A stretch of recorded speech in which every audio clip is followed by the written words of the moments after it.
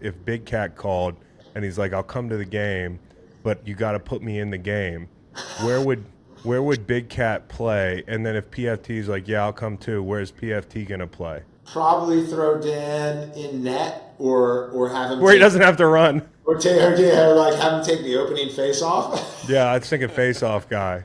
Take a face off, and then PFT maybe in the midfield or on a wing. Yeah. Or draw, just let them like get out there in the most primitive way and try to cut people up. I ain't got me nobody. I ain't got me no. I got the green light, babe. All right, this is the first. I mean, this guy's like the head honcho of the PLL. I don't get a lot of like brass on the show, but he's a guy I've met. He's personable. He's done a lot in his 37 years. I mean, this guy has got the irons in a lot of fires, and I'm welcoming to the show Paul Rabil. Paul, how you doing, man? Appreciate you, Chris, man. I've been trying to link with you through one of many mediums for now 5, 6, 7 years. We always see the each other in podcast. person quite a bit, but it's nice to have this conversation on your show. No question, man. It's good having you. And the guy who played a little lacrosse in high school, I'm not saying I was great, but they So kind of I gave heard. me. So I had heard. Yeah, yeah. So they just gave me the long pole, and they were like, we're not really going to tell you the rules. I remember hitting a guy at Trinity, and I want to apologize to this guy. He's a private school in Richmond. I hit him like the Colorado State guy hit Travis Hunter the other night because I didn't know the rules. Yeah. The guy missed a pass on the sideline, and I just leveled him, and they were like, what do we call here? Did they throw a flag on you at least? No, I think they did, and the ref was like, hey, buddy, you can't do that. You need a little penalty box time. So I loved it. We had a big defense. We had James King, who played at UVA. You probably know James, about Yeah. your age, a little bit older. And then Anthony Woodard, who went to Hopkins, actually. Yeah. And that was how I used to go up to Hopkins to hang out with the football players and Yeah. go to Preakness. I bet you and I have shared a couple Preaknesses. You know, we that was the thing we used to say at Hopkins is that in our 4 years we'll never go to fucking Preakness because we're still in the playoffs. Yeah, that's true. We You used don't to want to go to. We used to be like, you know what? You know, every season before the Towson game, we'd be like, they're gonna fucking go to Preakness. That's good. So am I. No, but the football team, we actually got along with the football team at Hopkins. We'd all go and have some adult sodas at PJ's after PJ's, games. I don't know if you yeah. remember that place, but Yeah. that was our local watering hole before going out downtown where nothing good ever happened. Well, let me tell you about Preakness. Not much good happens. I remember one year looking up and seeing 100,000 glass bottles flying through the air. It was like the beginning of like a Braveheart battle. Right. People just started to throw them, and I was like, that's going to be the end of Preakness for me. But I didn't make it back up. But a Hopkins guy, man, so much respect. Great player, man. You obviously just making the transition from the field actually while you were doing it to like ownership and like being one of the top dogs, a co-founder of this league. 2023 Cash App PLL Championship is Sunday, the 24th at 3 Subaru Park in Chester, PA. We got the Waterdogs and the Archers. My Barstool boys got the Waterdogs. Big Dan Katz is probably going to bet this game. Yeah. I don't know if I should take the other side of it. But what do you see in this matchup, man? If I'm betting the over-under, I don't know if you call it that, it's 23.5 goals, and it's a pick 'em. Well, both teams have the best offenses in the game, and they both have really strong defenses. Waterdogs won last year, as you mentioned, Big Cat and PFT. They're Waterdogs owners, and they talk about those guys quite a bit. I was actually messaging with Big Cat just a moment ago, being like, "Yo, let me pick up your airfare and lodging, get you to Philadelphia for this game." He was like, "Bro, I have so many NFL commitments." I was like, "How about just thinking about it? How about I get a monitor on the field?" And then I started thinking, "Is that a good look for us if he's like watching the NFL during our games?" But so let me get back to it. Big Cat's a fucking man. Love the PMT guys. Waterdogs are ridiculously talented. They have the level of chemistry that you would expect from a championship team. Back-to-back years, we know it's hard to do that in any sport. And then the Archers have been the number one team this year. Basically, I mean, they're a two-loss team, but really could have had a claim to being undefeated, and they have the MVP and Tom Schreiber. So I'm hoping for, as now just a pure executive, I'm hoping for an overtime or 1-goal game that sustains tune in, audience flow, long tail conversation in the next season. And I'm expecting that, but you never know. Our playoffs have been a little bit crazy so far. Yeah, do you as like one of the head honchos, do you like root for, in the NFL, the game is engineered in today's, kind of context of like we need scoring. Like do you guys feel the same way? Will you take like a physical like big hit game or would you take the 20-19 game? I mean, I appreciate big defensive battles. So I think I actually like living on both sides of the spectrum. So 20-19 is an amazing game, and I actually like a 6-5 game. Yeah. If you're sitting in like 10-7, 10-8, pick a side, right? So yeah. I love good defense. My brother played defensive tackle at Dartmouth. He's my business partner with the PLL. So I sort of grew up in the locker room and understood sort of the mindset of a defensive player. I always had that mindset even as an offensive player well into my pro career. So I appreciate both ends. But look, we have engineered the game for pace. We have 52-second shot clock, 2-point arc. And I think that's just modernization of pro sports, but trying to create a game that is just absolutely ideal for television. And so that's what we've been working on over the last 5 years when we launched the PLL. And I think that the game this weekend will demonstrate that level of pace. Yeah. Well, I'm going to bet the over. I'm just telling you right now. And I want a little scouting report on my guy, Jeff Connor. I just want to shout out Jeff Connor from the Waterdogs. What do we see from the Virginia product? I mean, hardcore alley dodger. So that means he'll split to his right and his left and shoot on the run. Sort of like a throwback midfielder. You don't see that too much anymore because the style of the game has changed, much like you would have in football. If you're growing up in the 70s and 80s, you're building your skill set around run game, and now you're building it in the air. And I think when I grew up, it was all on the run, like just being fast and athletic and shooting down the alleys with low angle, and then that's gotten sort of flushed out for sweeps across the middle and higher percentage shots. So he's a throwback midi. That's why I like him. We also talked about Ryan Conrad before the show, also a throwback, sort of do-it-all athlete. Could have definitely played in the NFL. I would say athlete like that caliber. Yeah, wow. And you got a football background. There is some crossover. I feel like lacrosse is cool because it's a combination of a few sports. I mean, if you've played basketball, you played defense.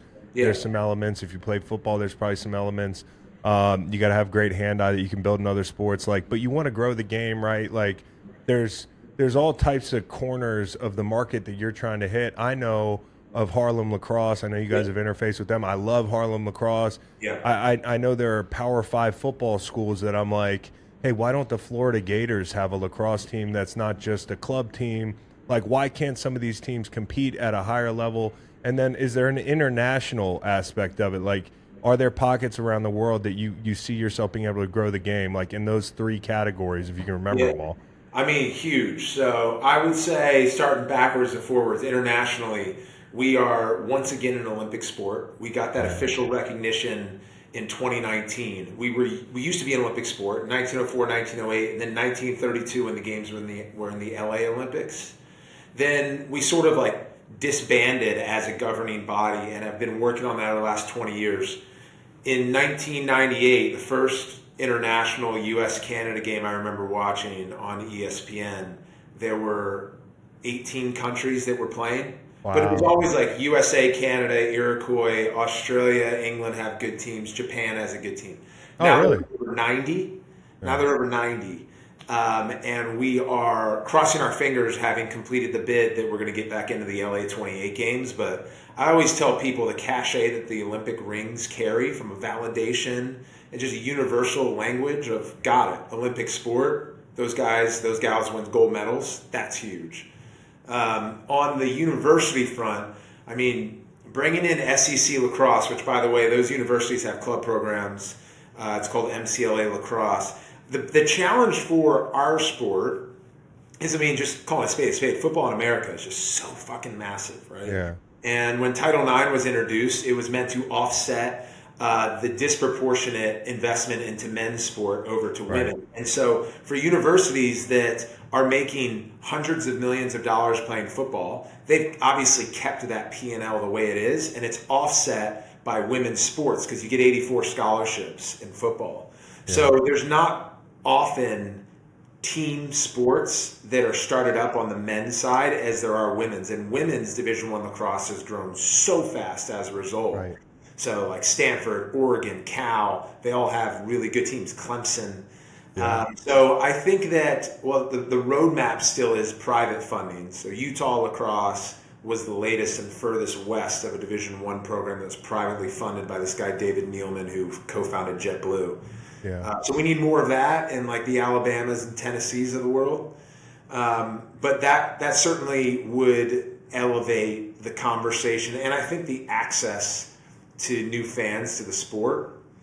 And then the last one was Harlem Lacrosse. So we work through our nonprofit arm called PLL SIS with dozens and dozens of nonprofit groups. So you have Harlem, Brooklyn, Bronx, City, just here in the boroughs of Manhattan. And then you have groups like Oakland Lacrosse far out west and Winners Lacrosse in DC and Owls Lacrosse in Chicago. So we help invest by getting sticks in hands of those programs and goals on field or goals on court. And our latest investment was an initiative that we launched and ran last week actually here in New York City at KD and Rich Kleiman's Lower East Side Court. So we called it Street Lacrosse, but KD and Rich are investors in the PLL, and they were like, how do we help get lacrosse in the community? Yeah. Right? So I'll talk a little bit more on this. I know I'm being long-winded, but No, you're good. It's interesting to me. Lacrosse is not too different from hockey and golf. I would argue that those are more difficult to access because of ice time and green tees. Yes. But we all have equipment, and where sport is so fucking great is it's an ultimate equalizer. Anyone who wants to play should be able to play, and that's why ball sports like hoops and soccer are so popular. So you don't get that in games that are expensive. So how do you then invest into making it less expensive? So for us, it was like, cool. In every neighborhood around the country, there's a basketball court. And so let's build a game that you could play on the courts, just like we all grew up playing pickup hoops. And that was what we launched last week. It's called Street Lacrosse with KD. And we actually had a little bit of a battle of the boroughs where we brought in all of those orgs, Harlem, Brooklyn, Bronx, City. And those programs competed. And then we brought our pros, and they played pro games. And it was just so fucking great. So more of that type of stuff where we invest in the community is also a big part of what we're doing. That's awesome. And you can't cut back on the equipment because I just read that you used to shoot the ball 111 miles an hour. So there's no, like, I was kind of thinking, well, maybe they could just ditch the equipment. I don't think so. I mean, dude, that was the first thing I remember. He didn't invest. It was maybe because of this, but I remember having a conversation with Peter Guber, who's one of the owners of the Golden State Warriors and like major Vegas mogul and media executive. And he grew up playing lacrosse as well. And he was like, can you figure out how to play this game without helmets? If you can do that, I will invest because I want to see faces. Yeah. And, the ball's in headspace. So even when we piloted tennis balls, if that thing hit you at 100 miles an hour, it'd blow up your orbital anyway. No question. No question. What happens? What's the worst you've seen somebody get hit by a lacrosse ball? I mean, I'll text you photos of goalies' legs and arms and hips and stuff like that. They just wear a chest protector and a throat guard with their helmet. Yeah. Off his nails, man. They get in the net and those balls come at them fully dense rubber, 100 miles an hour.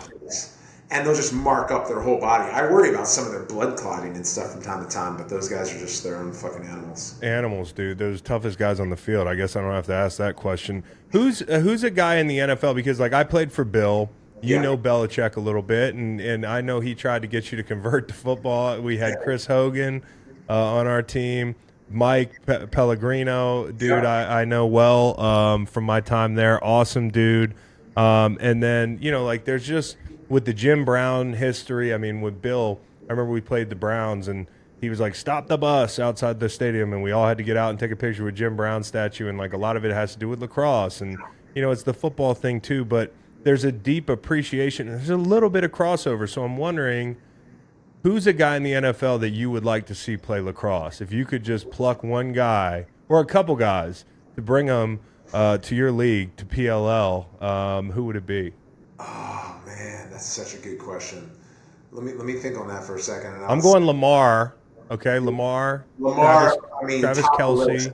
And by the way, Lamar went out to Charm City Youth Lacrosse, which is the version of that league I was describing in Baltimore, and had a catch with those guys at Morgan State, and was tweeting about lacrosse, and the whole community was going nuts. Lamar would be crazy. I think skill position and speed. So Tyreek Hill, Juju Smith-Schuster, people that are that are just a little bit larger than life athletes. I think the crossover from football to lacrosse and lacrosse to football is there and documented, right? Yeah. Two guys that I played with my year. I mean, I'll give you one example that I get talked about a lot, but went from playing attack as an offensive player to offensive line was Will Yateman. Oh, wow. I mean, Will, that shows fuck, man. We could talk about Chris Hogan, and Chris is a beast, and with Penn State All-American midfielder, and then went over to Monmouth, played a season of football, and then boom, had 3 Super Bowl rings. But Will Yateman, probably when he was playing with Bill and then other teams in the league, I think he was probably a 7-year journeyman in the NFL. He got up to 310. Fucking mitts, twice the size of mine. Yeah. And that's a big boy. I'm looking at him right now. Offense, because a lot of people think people like you, Chris, and Will is they'll play defense, but that some of the best linemen in football have the best hands. Yeah. It's like centers in basketball, the softest, most underrated hands to catch a pass behind the back from Chris Paul on the run, unexpected. You have soft hands. So I would say you can't miss on guys that are speed, wide receivers, even safeties. But Aaron Donald probably fucking great, Yeah, that would be. No, and are there fights in PLL? Because you don't want Aaron Donald beating up. No, you don't. No. Yeah, I mean there are fighting. There's not a ton of it because of the implications. A 5-minute penalty on 12-minute quarters would be. Yeah, that's a long time. It's a lot of time. Yeah, we take 5 minutes, but that is based off of the NHL, and they have 20-minute periods. So, guys, there's plenty of roughing situations that happen, but nobody's thrown down this season full on square off. I always say this: hockey and lacrosse are the most culturally similar group of guys. They're just from different regions, and the hanging with them is kind of the same.